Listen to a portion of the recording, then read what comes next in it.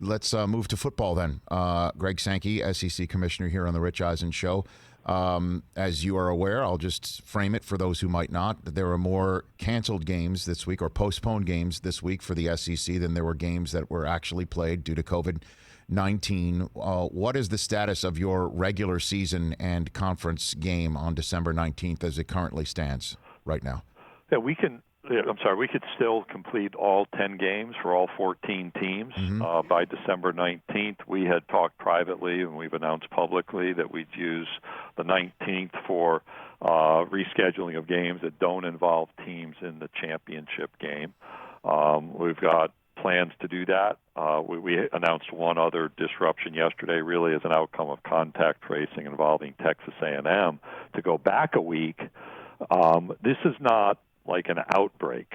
The reality is there's a set of circumstances, opt-outs early in the year, contact tracing. There have been positive tests, but that's a relatively small number. And so my statement earlier that if every healthy player was involved in playing, we wouldn't have had any disruption.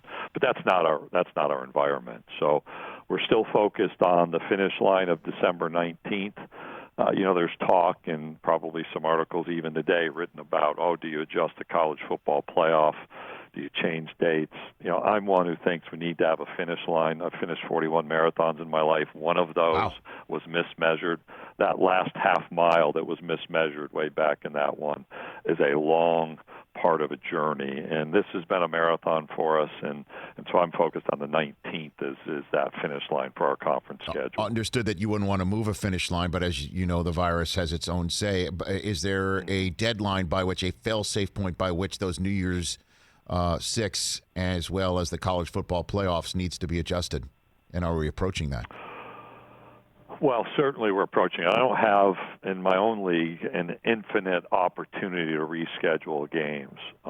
We made plans for disruption, and we're seeing that those plans were well informed.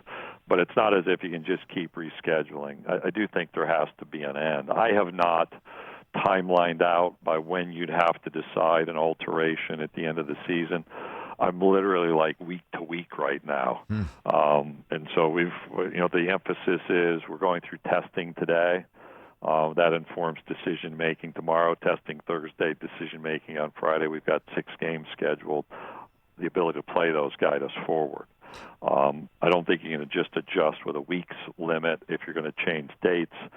And that's why, Rich, I really focus on the 19th as our finish line. And we've made adjustments to tiebreaker policies and championship qualification policies that just acknowledge there may be disruption and we don't play every game.